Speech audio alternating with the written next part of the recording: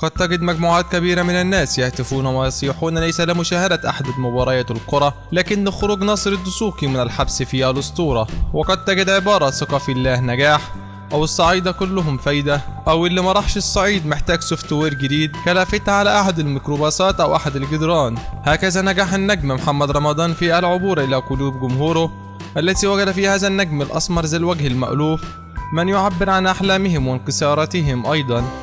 بدأ حلم التمثيل يراود النجم الصغير بداية من طفولته، فكان يهوى التقليد حتى شجعه أحد المدرسين على الانضمام إلى الفريق المسرحي، فبدأ على مسرح المدرسة وحصل على جائزة أحسن موهوب على مستوى الجمهورية 3 مرات متتالية، وهو الأمر الذي لم يحدث مع أي ممثل آخر. على الرغم من تقديمه عديدا من الأدوار فإن قيامه بدور أحمد زكي في مسلسل السندريلا كان الانطلاقة الحقيقية له، فاستطاع وقتها لفت نظر الجمهور لما يحمله من شبه واضح ليس فقط في الشكل لكن في روح الراحل الكبير أحمد زكي. يعتبر فيلم حمادة يلعب الذي عرض في 2005 أول أعمال محمد رمضان الفنية، حيث شارك بدور ثانوي في الفيلم، بينما يعتبر الألماني الذي عرض في 2012 أول بطولة مطلقة. ولم يحقق نجاحا كبيرا في شباك التذاكر حتى عرض عبده بموتة في موسم عيد الأضحى في نفس العام، وأحدث ضجة في شباك التذاكر المصرية. يعتبر من أحد المفارقات العجيبة مع محمد رمضان هو فيلم واحد صعيدي فتعاقد عليه في بداية مشواره الفني وقبل أن تحقق أفلامه مع السبق النجاح الكبير الذي حققته، وكان من المفترض أن يكون أول بطولة سينمائية له. ووقع وقتها العقد بأجر 70,000 جنيها، وبعد اتخاذ القرار باستئناف التصوير طالب بتعديل أجره ليصل إلى 3 ملايين جنيه. تزوج محمد رمضان مرتين، الأولى كانت قبل شهرته وأنجب منه ابنته حنين، لكن لم يستمر هذا الزواج أكثر من 4 سنوات، وتم الانفصال ليتزوج بعدها بفتاة تدعى نسرين أبو النجا من خارج الوسط الفني ولها منه ابنها علي.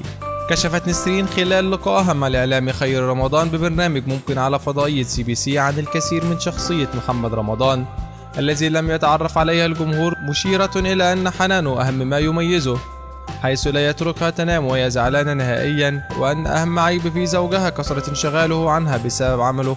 وأضافت أنها تحاول امتصاص تلك العصبية إلا أنها تقدر صعوبة المجال الذي يعمل به. تم إلقاء القبض على محمد رمضان واتهمه بحيازة الأسلحة والذخيرة دون ترخيص بعد توقيفه في كمين عام 2013، إلا أن النيابة قررت الإفراج عنه وحبس التحقيق لعدم كفاية الأدلة. وتداول وقتها الرواد المواقع في جيله أثناء التحقيقات يحمل اسم قبض على عبده موتة وهو يحمل أسلحة نارية.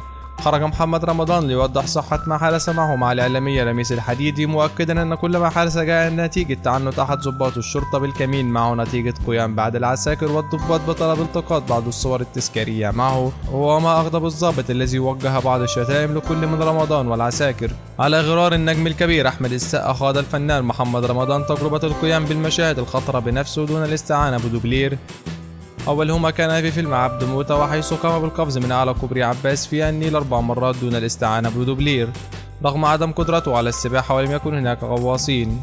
أصدرت نقابة المهن التمثيلية قرارا بإيقاف صدور أي تصاريح عمل فنية للفنان محمد رمضان بسبب تعاقده مع شركتي إنتاج في نفس الموسم، وهما شركة المتحدين للإنتاج الإعلامي صباح إخوان وشركة فيردي، وهو الأمر الذي منعه من الدخول سباق الدراما الرمضانية في العام الماضي.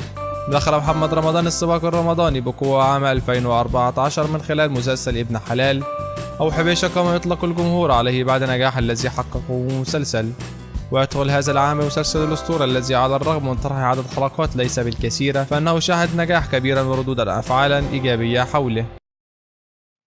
إذا أعجبك الفيديو لا تنسى الإعجاب والتعليق، ولكي يصلك كل جديد اشترك الآن.